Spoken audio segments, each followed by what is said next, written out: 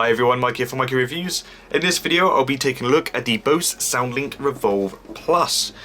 In comparison to the Revolve, which retails for £199, this one retails in at £280, which makes it one of Bose's most expensive and premium portable Bluetooth speakers currently on the market. So the main benefits for the Plus model is that you're gaining not only about 4 extra hours worth of playback, but also more superior sound. But of course, with these extra additions does mean that this size will be a lot bigger also. But anyway, let's get to the specs of this speaker. So as you can see, a very plain box, nice and simple. And here we have the couple of features this has to offer. So it says, our best portable speaker, deep, loud and immersive. True 360 degree sound. It's water resistant, so it's not waterproof, but it is water resistant and durable. And you have the Bose Connect App, which enhances control, and you can also make and answer calls with Speakerphone. That's pretty much standard with a lot of Bluetooth speakers these days, and up to 16 hours playback per charge. So without further ado, let's get unboxing. In fact, I'm gonna have to put it this way.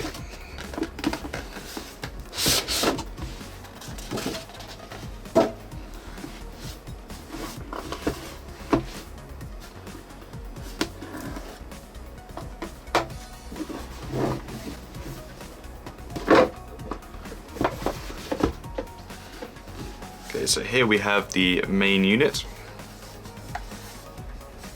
We'll get to that in a bit.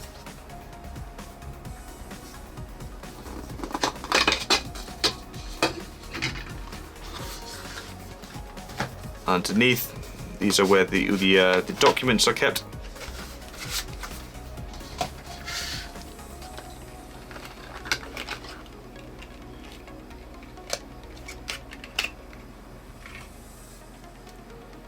A micro USB cable.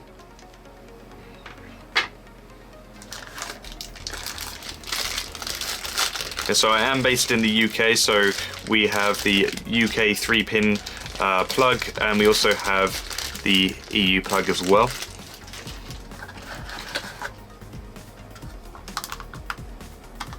And the AC adapter here. And that looks like everything. So to connect the correct plug, first of all, you want to get the one that you want to use.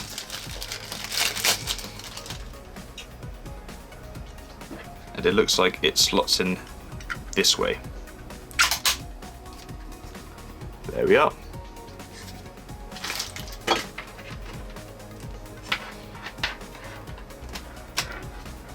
Plugs in like that, into a wall socket, and then this into the speaker.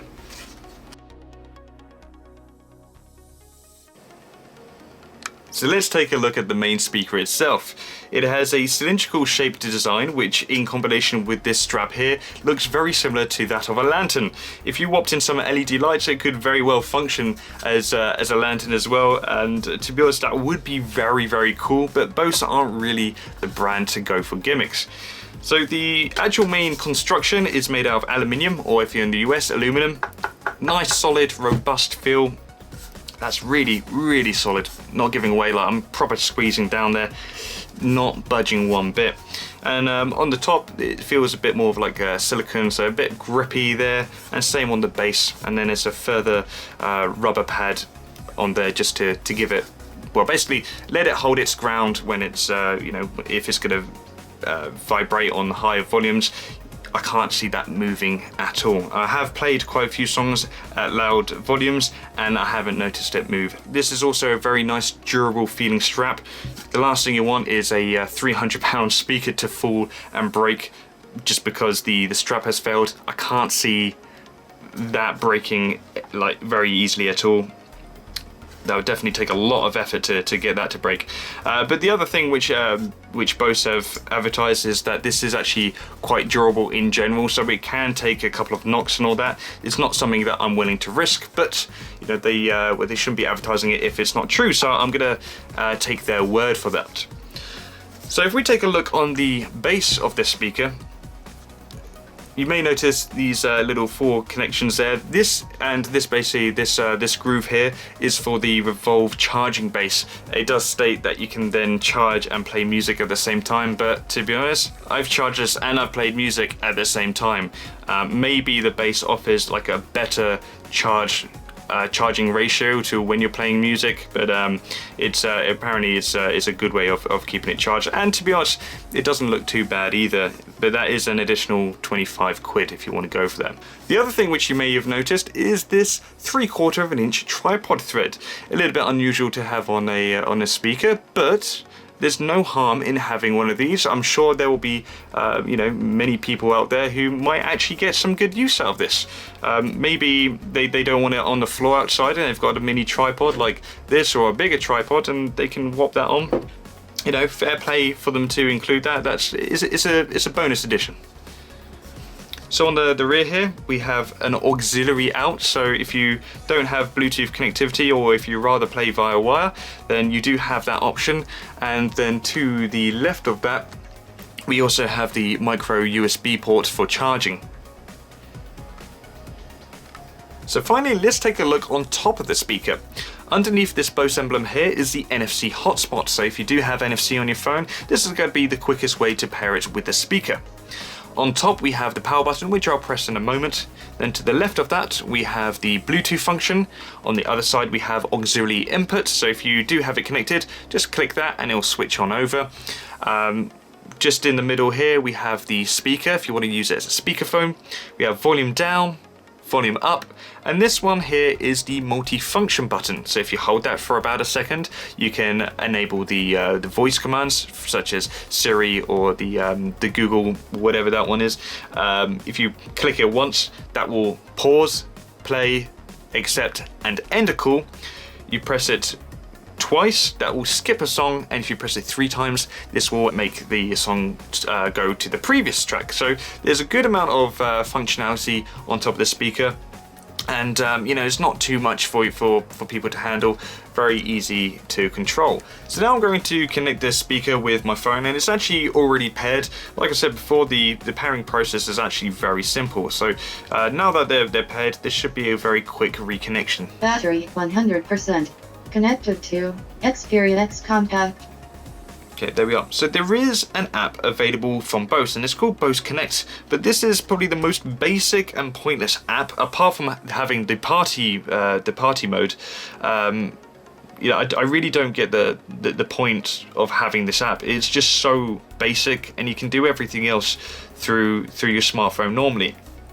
But the one thing that I have a problem with this app is the connecting issues. Although my smartphone is connected to the speaker, the app can't seem to recognize the speaker pretty much like 98% of the time. I think I've only ever connected to this app twice, and I've literally tried about 15 to 20 times to connect this app, and it's not working again, which is just a pain. So I'm gonna get up some screenshots of the product, the app, so you've got an idea of just actually how basic it is.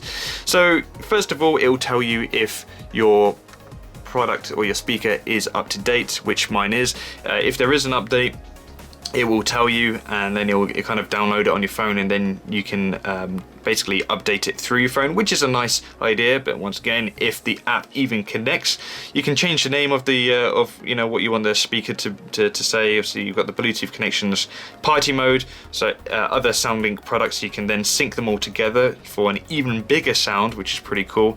If you want your speaker to turn off after there's been no connectivity, after a certain amount, you can change that. There we are. So you've got the options of 5 minutes, 20, 40, 1 hour, 3 hours, or never. And then you can disable or enable the voice prompts. As for navigating through music, you have to first of all upload the music app on your phone first. Otherwise, it's not going to recognize like your library. In fact, it doesn't even recognize your library. It just tells you what's playing. You can pause it. You can skip previous, and that's about it. But it does tell you the volume. Sorry, not sorry, the volume of the speaker, and also will tell you the current battery life as well, which is pretty neat. But once again, a very basic app that's just not needed. And to be honest, if you're going to make an app, at least make it able so it's going to connect without any issues. And I just seem to have endless of issues with this app, but it's not something that, you know, I would go out my way to use anyway. Anyway, now I'm going to show you a couple of clips of first of all the using the speakerphone, so you get an idea of the quality, and then I'm going to show you an example of the volume. So here we are. Okay, so I'm just going to call my friend Kyle and basically test out the speakerphone function to see how this goes.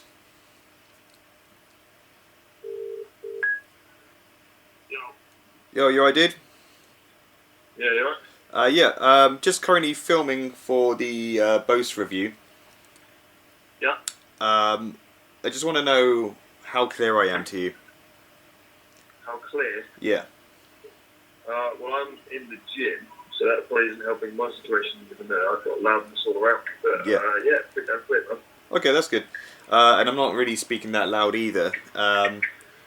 So what would my level be at the moment for you, considering the situation you're in, being at the gym? I can hear you fine, so. Okay, that's good. So I don't have to shout like this then? Nope. No, okay, that's awesome. Yeah, cool. That's basically all I wanted to test at the moment. Yeah, just I was thinking that, like, although the speaker function isn't something that I would personally use, someone who may be listening to music in the kitchen and they wanted to talk to someone, or if someone phoned them, then I guess having that hands-free aspect would be quite helpful.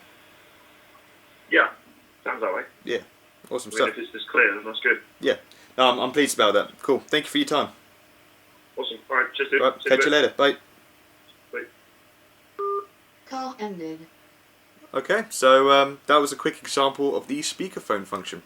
Okay, so now I'm going to show you a quick example of not the audio quality, because that's not going to be an accurate representation. In the end, it's audio coming from out the speaker through my camera and then through your monitors and speakers. It's just not going to be the same as if you were here in person. But I wanted to try and give you a little example of the volume that it can achieve. So at the moment I have it hooked up to my phone. The speaker's actually downstairs, and the reason why I'm starting up here is hopefully you can hear from obviously the distance away just how loud it is. And then I'm going to basically twist it around so you can see so you can hear the consistency of the volume. So no matter whereabouts you have the speaker placed or where you're around it, the audio volume is going to be exactly the same. So without further ado, let's play some tunes. Here we are. All right, it's at maximum volume. Let's go.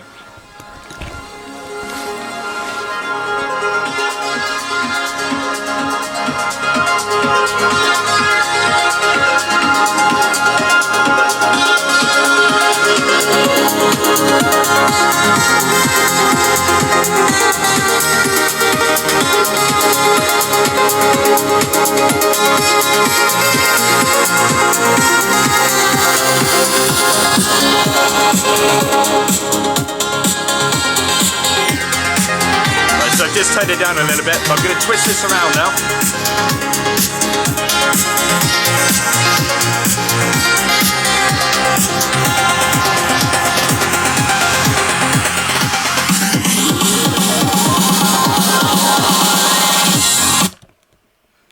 Whew, that is loud. And that's me turning it down a little bit as well. So yeah, that's just a quick example, and hopefully you notice as well, as I was twisting it around, the volume was exactly the same, which definitely makes this the cylindrical design even better, especially in a party situation. I mean, the output of the volume is just absolutely incredible. Now, I do want to stress that between, I think, around 85 to 100%, the quality of the output does degrade a little, but it's not to a point where a lot of people are going to be fussed by it. In a party situation is really when you're going to have it at that volume, and with people talking, I think most people aren't going to even notice, to be honest. As for my final opinion, is it a good product and is it worth the money? Well, first of all, it is a very good product. In fact, it's probably the best portable speaker I've personally ever owned. At the same time, it is also the most expensive portable speaker I've ever owned. Whether or not it's worth double the price of some speakers on the market, that is, others to judge. I personally wouldn't say it's double the quality of the Creative Sound Blaster Raw, but the quality difference, this definitely wins in regards to that. The sound quality in general is much better. The volume, I personally find, can be louder, and just the construction is just very well made. It's nice and portable. It has 16 hours of battery life, and of course, at the same time, you are partially paying for the brand as well. So it's really down to whether you can stretch this far. If you can't afford £300 on this, you may want to go for the normal Revolve, or there are other speakers on the market that are available for a bit cheaper. But if you've got the money to splash, you like the brand, and you do want a good quality speaker, then this is definitely one to consider. Anyway guys, that's it for my video. Thank you for watching, and hopefully it has helped.